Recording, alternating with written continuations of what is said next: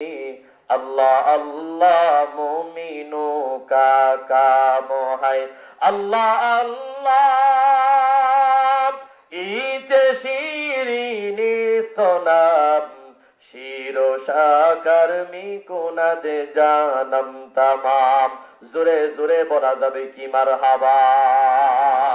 এরে মুসলমান বাবাজি কথা বুঝাতে চাচ্ছিলাম সাহাবায়ে কেরাম নবীজিকে নিজের জানের চাইতেও বেশি ভালোবাসতেন বাবা।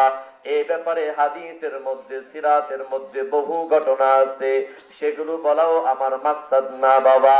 আমি যেই হাদিসটা আপনাদেরকে শোনাতে যাচ্ছিলাম, মসজিদে নববীতে আল্লাহর নবী বসা, যেই সাহাবীর নাম বলছিলাম বলেন তো তার নামটা কি?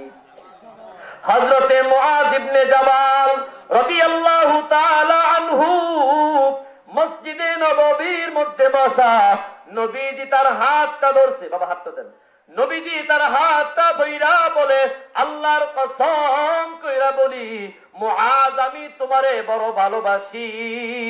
মুআয ইবনে জাবাল ডাক দিয়া বলে, নবীজি আপনি আমারে ভালোবাসেন, আমি কি আপনারে ভালোবাসি না? আল্লাহর কসম করে বলি আমিও আপনারে বড় ভালোবাসি। এবার নবীজি ডাক দিয়া বলে, এরে মুআয একটা আমল আমি তোমারে শিখাইয়া দেই। 5 ওয়াক্ত নামাজের পর তোমারে আমি একটা দোয়া শিখাইয়া দিমু, এই দোয়াটা তুমি কখনো ভুইলা যাও না। প্রত্যেক ওয়াক্তের 5 ওয়াক্তের নামাজের পর আল্লাহর কাছে তুমি এই দোয়াটা করবা। সেই দোয়াটা হলো আল্লাহুম্মা আইন্নি আলা যিকরিকা ওয়া শুকরিকা ওয়া হুসনি ইবাদাতিক। ওগো আল্লাহ আমাকে আপনি সামর্থ্য দেন যাতে করে আপনার জিকির করতে পারি, আপনার নিয়ামত পাওয়ার পরে শুকরিয়া আদায় করতে পারি। সুবহানাল্লাহ বলেন। শুকরগুজার বান্দা যেন হতে পারি। নবীজি মুআযকে শিখাইলেন তুমি যেন শুকরগুজার বান্দা হয়ে যেতে পারো, কারণ বান্দা যদি শুকরগুজার বান্দা বান্দি হয়ে যেতে পারে দুনিয়া এবং আখিরাতে তার কোনো কিছুর অভাব হবে না। ঠিক কিনা বলেন? এই জন্য আল্লাহ সূরা ইব্রাহিমের 7 নম্বর আয়াতে ডাক দিয়া কয়, লা ইন শাকারতুম লা আযীদান্নাকুম। রে বান্দা বান্দি তোমরা যদি আমার নিয়ামত পাওয়ার পর শুকরগুজার হতে পারো, আমি আল্লাহ ওয়াদা দিলাম লা আযীদান্নাকুম, অবশ্যই অবশ্যই তোমার সেই নিয়ামতকে আমি আল্লাহ বাড়ায়া দিব। বুখারী শরীফের বর্ণনা, হযরতে আবু হুরায়রা নাম শুনছেন? আবু হুরায়রার নাম শুনেন নাই মানে কেউ হাদিস সম্পর্কে মোটামুটি জানেন, সে আবু হুরায়রার নাম শুনেন নাই হইতেই পারে না। আবু হুরায়রা রাদিয়াল্লাহু তাআলা আনহু থেকে অনেক হাদিস গ্রন্থের মধ্যে আসছে। হাদিস গ্রন্থের এমন কোন পাতা খুঁজে পাওয়া যাবে না যেই পাতার মধ্যে আবু হুরায়রার নাম নাই। সুবহানাল্লাহ। এত পরিমাণ হাদিস বর্ণনা করছেন হযরতে আবু হুরায়রা। ইলমের প্রতি তার কেমন নেশা ছিল! মসজিদে নববীতে আবু হুরায়রা পড়ে থাকতেন, ক্ষুধার যন্ত্রণায় মৃগী রোগীর মতো লাফাতে থাকতেন, হাউমাউ করতে থাকতেন। মানুষেরা মনে করত তার মনে হয় মৃগী রোগ আছে, এই জন্য অনেকেই তারে পা দিয়া পদদলিত করতেন, কিন্তু আসলে না, আবু হুরায়রা কোন রোগে আক্রান্ত ছিলেন না, বরং তিনি ক্ষুধার যন্ত্রণায় এমন ছটফট করতেন। খাবারের জন্য বাহিরে কেন যেতেন না? খাবারের জন্য গেলে নবীজি যদি কোনো হাদিস বলে, ওই হাদিস শোনা থেকে, ওই ইলম অর্জন করা থেকে আমি হুরায়রা মাহরুম হয়ে যাব। বুঝলেন বিষয়টা? মানে আবু হুরায়রা খাবারও ঠিক মতো খাইতেন না। কেন? নবীজি খানা খাইতে গেলে দূরে কোথাও যাওয়া লাগলে পরে বাসায় যদি যাওয়ার প্রয়োজন হয়, আর এর মধ্যে নবীজি একটা হাদিস বইলা ফেলে, তাহলে আমি আবু হুরায়রা সেই হাদিস শোনা থেকে মাহরুম হয়ে গেলাম। চিন্তা করতে পারেন? এই কথাটা রাত্রে বাসায় গিয়ে ভাইবেন, এখন বাবার দরকার নাই। রাত্রে বাসায় গিয়ে চিন্তা করেন তারা ইলমের প্রতি কি পরিমাণে আসক্ত ছিল। সুবহানাল্লাহ সুবহানাল্লাহ। সেই আবু হুরায়রা রাদিয়াল্লাহু তাআলা আনহু থেকে বর্ণিত বুখারী শরীফের বর্ণনা, আল্লাহ রাব্বুল আলামিন তার তিনজন বান্দাকে পরীক্ষা করেছেন। কয়জন? আমাদের উম্মতের আগের উম্মতের মধ্যে তিনজন ব্যক্তি ছিল, তিনটা বড় বড় রোগে আক্রান্ত ছিল। কয়টা রোগ? তিনটা। একজন ছিল শ্বেত রোগে আক্রান্ত। শ্বেত রোগ ছিলেননি, এই যে জায়গায় জায়গায় সাদা হয়ে যায়, চোখের নিচ দিয়া, নাকের উপর দিয়া, ঠোঁটের নিচ দিয়া, হাতের মধ্যে, পায়ের মধ্যে, বুকের মধ্যে, বিভিন্ন জায়গায়, ঘাড়ের মধ্যে সাদা সাদা রোগ দেখা যায়, সাদা সাদা রোগ। মানুষটা একেবারে কুচকুচে কালা, কিন্তু শ্বেত রোগের কারণে লাগে না তারে ভালা। আছে না নাই? রাত্রিবেলায় আপনি চলতেছেন, হঠাৎ করে যদি আপনি লাইট মারেন আর ওই লাইটের ফোকাস যদি চেহারার মধ্যে পড়ে, ভয় আতঙ্কিত হয়ে যাওয়া লাগে। আছে না নাই? এখন আছে না নাই? এটাকে বলা হয় শ্বেত রোগ। 2 নম্বর, ছাদের মধ্যে মাল নাই, মাথার মধ্যে টাক, টাকলা মুরাদ। আমাদের বাংলাদেশে একজন আছে টাকলা মুরাদ। আছে না নাই? ইসলাম নিয়ে কত বাজে বাজে মন্তব্য করছে। আহারে তার ক্ষমতার কি বাহাদুরি, ক্ষমতার কারণে কত উল্টা পাল্টা বক্তব্য দিয়েছে। আল্লাহ এমন ভাবে সাইজ করছে, নিজের ঘরের মধ্যে বিশ্রামরত অবস্থায় উপর থেকে ফ্যান পরে ওর টাকলাটা ফেটে গিয়েছিল। কথা বলেন ঠিক কিনা? এরে মুসলমান বাবা, তাহলে 2 নম্বর ব্যক্তি হলো টাক মাথা বিশিষ্ট, মাথার মধ্যে চুল নাই, ছাদে মাল নাই। আর 3 নম্বর হলো অন্ধ ব্যক্তি, চোখে দেখে না, দৃষ্টিশক্তি নাই। আল্লাহ তাআলা এই 3 জন ব্যক্তিকে দামি দামি নিয়ামত দেওয়ার পরে পরীক্ষা করেছেন। যারা পরীক্ষায় পাশ করেছে, নিয়ামত পাওয়ার পর যারা শুকরিয়া আদায় করেছে, আল্লাহ তাআলা তাদের নিয়ামতকে বাড়ায়া দিয়েছেন। আর যারা নিয়ামত পাওয়ার পর শুকরিয়া আদায় করে নাই, আল্লাহ তাআলা তাদের থেকে নিয়ামতগুলো ছিনায়া নিছেন, কঠিন আযাবের মধ্যে গ্রেফতার করেছেন। হযরত আবু হুরায়রা রাদিয়াল্লাহু তাআলা আনহু বলেন, নবীজি সাল্লাল্লাহু আলাইহি ওয়াসাল্লাম বলেন, এই 3 জন ব্যক্তির কাছে আল্লাহ একজন ফেরেশতা পাঠাইছেন। কি পাঠাইছেন? ফেরেশতা।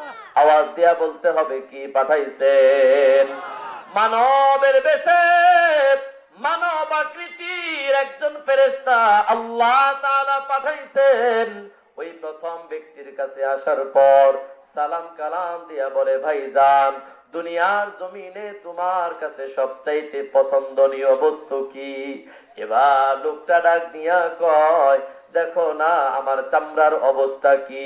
এলাকার মানুষেরা আমার গায়ের চামড়া নিয়ে ট্রল করে, বাজে বাজে খারাপ খারাপ মন্তব্য করে, আমার শুনলে বড্ড কষ্ট হয়।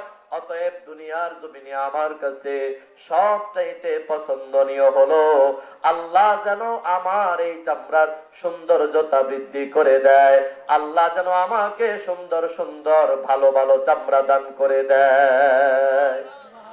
এবার সেই ফেরেশতা ওই শ্বেত রোগীর গায়ের মধ্যে হাতটা বোলায়া দেয়। কি বোলায়া দেয়? জোরে কোন, কি বোলায়া দেয়?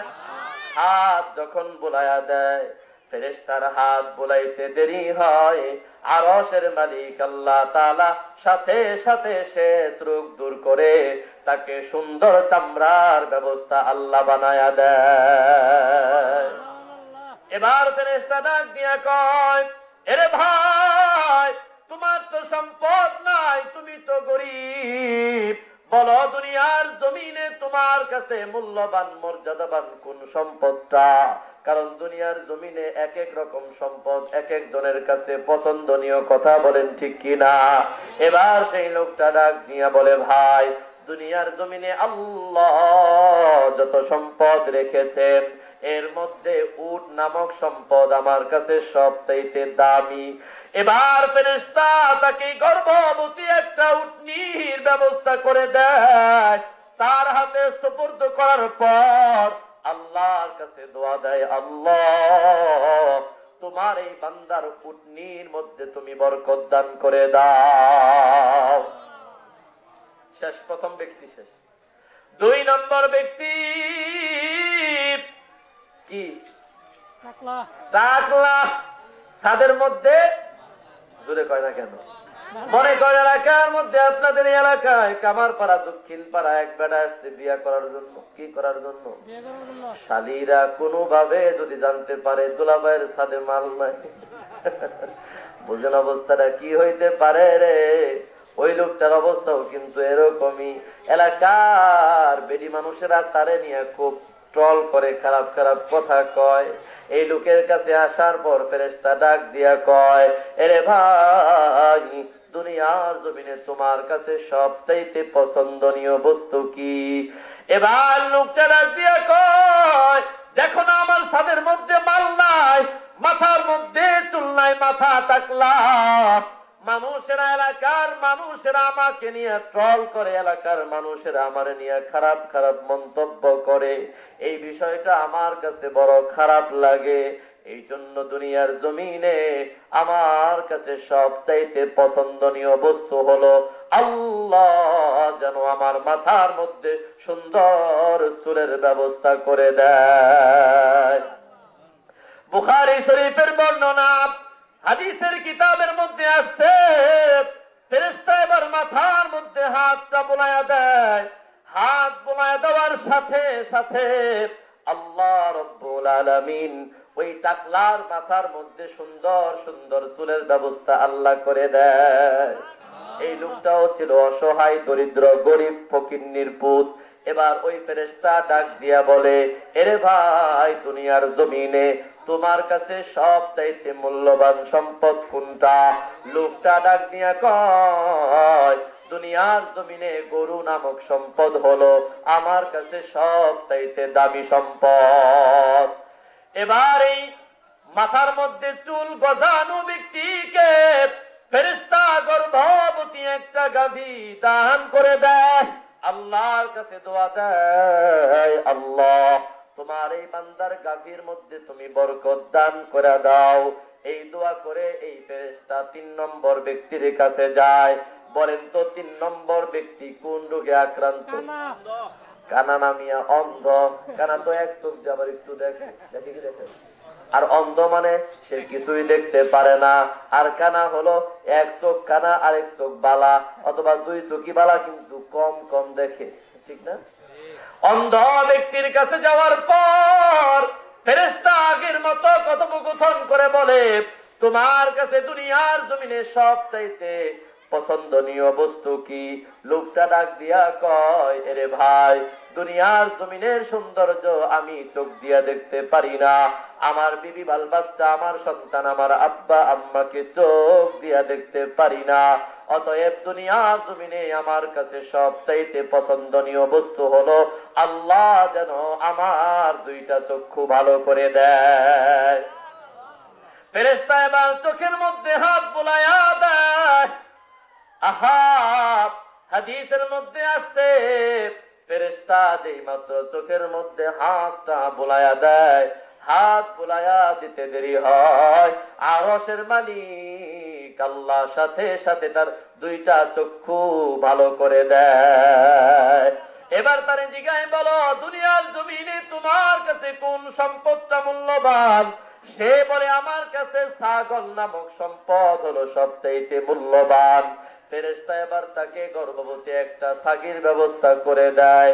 তার হাতে সুপর্দ করে দেওয়ার পর আল্লাহর কাছে দোয়া দেয়, আল্লাহ তোমার এই বান্দার ছাগলের মধ্যে তুমি বরকত দান করে দিও। এরে মুসলমান বাবা, এই 3 জন ব্যক্তিকে আল্লাহ নিয়ামত দান করেছেন। আওয়াজ দিয়া বলেন, তাদেরকে নিয়ামত যিনি দান করলেন তিনি কে? আরো ধরে বলেন, তিনি কে? ফেরেশতা এবার চলে আসে। আল্লাহ অল্প দিনের মধ্যে প্রথম ব্যক্তির উটের মধ্যে বরকত দিয়া মাঠ ভর্তি উট দান করে দেয়। দ্বিতীয় ব্যক্তির গরুর মধ্যে আল্লাহ বরকত দিয়া অল্প দিনের মধ্যে মাঠ ভর্তি গরুর ব্যবস্থা করে দেয়। তৃতীয় ব্যক্তি ছাগলের মধ্যে আল্লাহ বরকত দিয়া মাঠ ভর্তি ছাগলের ব্যবস্থা আল্লাহ করে দেয়। এবার আল্লাহ তাআলার ফাইনাল খেলা শুরু হয়ে যাবে। সুবহানাল্লাহ। আল্লাহ তাআলা ওই ফেরেশতাকে আবারও পাঠান, যাও আমার এই বান্দা গুলারে পরীক্ষা করো, কোন বান্দা নিয়ামত পাওয়ার পর আমি আল্লাহর শুকরিয়া আদায় করে আর কোন বান্দা শুকরিয়া আদায় করে না। পরীক্ষা করার প্রয়োজন আছে না নাই বলেন? আপনারা কি আমার কথা বুঝতেছেন? আপনাদের কি বেশি কষ্ট হয়ে যাচ্ছে? আচ্ছা, আর অল্প সময় নেব ইনশাআল্লাহ, আপনাদেরকে আর বেশি বিরক্ত করবো না। এই হাদিসটা শোনায় শেষের দিকে যাবো ইনশাআল্লাহ। এবার যখন ফেরেশতা আল্লাহর আদেশ পায়া ওই প্রথম ব্যক্তির কাছে আসে, আসার পর ডাক দিয়া বলে, ভাই আমি একজন মুসাফির মানুষ, সফরে আসার পর আমার সমস্ত সামানাপত্র গুলো হারায় গেছে। আমি যে গন্তব্য পর্যন্ত যাব, এই গন্তব্য পর্যন্ত যাওয়ার মতো কোনো সওয়ারি আমার কাছে নাই, কোনো আরোহণের বস্তু আমার কাছে নাই। আল্লাহ তো আপনার গায়ের মধ্যে সুন্দর চামড়া দিয়েছেন, আল্লাহ তো আপনাকে মাঠ ভর্তি উট নিদান করেছেন, আপনি এই উট থেকে আমাকে উটের পাল থেকে একটা উট হাদিয়া দিবেন কিনা? এবার লোকটা ডাক দিয়া বলে, না না, আগে অনেক দান করছি, এখন হাতের মধ্যে সময় নাই, যাও যাও ব্যস্ত আছি। দেখবেন সমাজের মধ্যে এমন কিছু কিছু ফ্যামিলি আছে, ভিক্ষুক যখন আসে দেখবেন তাদের কপালের মধ্যে 4-5টা ভাঁজ পড়ে যায়, বিরক্তির ভাঁজ পড়ে যায়। ডাক দিয়া বলে, যান যান, সময় নাই, ব্যস্ত আছি, পরে আসেন, এই আসেন, ধমক দিয়া সরায়া দেয়, ধমক দিয়া তাড়ায়া দেয়। এমন লোক সমাজের মধ্যে বাবা আছে না নাই? এবার ফেরেশতা ডাক দিয়া কয়, আরে ভাই, তোমারে তো আমার চেনা চেনা লাগে। কি লাগে? চেনা চেনা লাগে, তোমারে তো আমার চেনা চেনা লাগে। লোকটা ডাক দিয়া বলে, তুমি আমারে কেমন করে চিনো? কয়, হ্যাঁ, কিছুদিন আগেও তো তুমি শ্বেত রোগে আক্রান্ত ছিলা, কিছুদিন আগেও তো তুমি অনেক বড় গরিব ছিলা, আল্লাহ তো তোমারে সুন্দর চামড়া দান করেছে, আল্লাহ তো তোমারে মাঠ ভর্তি উট দান করেছে। এই লোকটা সরাসরি অস্বীকার করে বলে, না না, আমার চামড়া আগে থেকেই ভালো ছিল, আর যে মাঠ ভর্তি উটের পাল তুমি দেখতে পাও, এগুলো আল্লাহ আমারে দেয় নাই। নাউজুবিল্লাহ কম। আল্লাহ দেয় নাই, কে দিছে? কয়, আমার বংশের লোকেরা, আমার বাপ দাদার রেখে যাওয়া সম্পদ আমি ওয়ারিশ সূত্রে পেয়েছি, এগুলো আল্লাহ আমারে দেয় নাই। পড়েন নাউজুবিল্লাহ। এবার ফেরেশতা ডাক দিয়া কয়, এরে ভাই, তুমি যদি তোমার কথায় মিথ্যাবাদী হয়ে থাকো, আগে তুমি যেমন ছিলা, আল্লাহ যেন তোমারে আগের মতো বানায়া দেয়। প্রথম ব্যক্তি থেকে চলে আসছে বুখারী শরীফের বর্ণনা, বড় চমৎকার, বড় লম্বা চওড়া হাদিস। এবার যখন দ্বিতীয় ব্যক্তির কাছে আসছে, ওই যে মাথার মধ্যে টাক ছিল, টাকলা, আল্লাহ সুন্দর চুলের ব্যবস্থা করে দিল। এই লোকের কাছে আসার পর ফেরেশতা আগের মতোই বলে, ভাই আমি একজন মুসাফির, সফরে আমার সমস্ত সম্বল গুরু হারায় গেছে, গন্তব্যে যাওয়ার মতো কোনো ব্যবস্থাপনা নাই, আপনি যদি আমাকে একটু সাহায্য করতেন তাহলে আমি আমার গন্তব্য পর্যন্ত যেতে পারতাম। এই গরুওয়ালা, ওই টাকওয়ালা ব্যক্তি যাকে আল্লাহ নতুন চুলের ব্যবস্থা করে দিছে, মুখ পুষে না করে বলে, না না, আমার হাতে এখন সময় নাই, যাও যাও, পরে আইসো, পরে আইসো, এখন টাইম নাই। ফেরেশতা ডাক দিয়া কয়, ভাই তোমারে তো আমার চেনা চেনা লাগে। লাগে কি লাগে না? কই কেমনে চিনো? কয়দিন আগেও তো আপনি টাকলা ছিলেন। সুবহানাল্লাহ পড়বেন না আপনারা? কয়দিন আগে তো আপনি এমন ছিলেন যে ছাদের মধ্যে মাল ছিল না, এলাকার মানুষেরা আপনারা নিয়ে খারাপ খারাপ মন্তব্য করত। বলে, কে বলছে? আমার মাথায় আগে থেকে চুল ছিল। নাউজুবিল্লাহ পড়েন। হ্যাঁ ভাই, আপনি তো কয়েকদিন আগেও এত সম্পদের মালিক ছিলেন না, আল্লাহ তো আপনারে এই গরুর পাল দান করছে। লোকটা মুখ পুইসা না করে বলে, না না, আমার মাথার মধ্যে আগে থেকেই সুন্দর চুল ছিল। এই যে মাঠ ভর্তি গরুর পাল তুমি দেখতে পাও, এগুলো আল্লাহ আমারে দান করে নাই, এগুলো বংশীয় সূত্রে আমি পাইছি। ফেরেশতা নাক দিয়া কয়, ভাই তুমি যদি তোমার কথা মিথ্যাবাদী হয়ে থাকো, আল্লাহ যেন তোমার সেই আগের অবস্থার মধ্যে নিয়ে যায়, যেমন অবস্থার মধ্যে তুমি ছিলা। তুমি যেরকম আগে টাকলা ছিলা, আল্লাহ যেন তোমারে আগের মতো টাকলা বানায়া দেয়। এবার চলে আসছে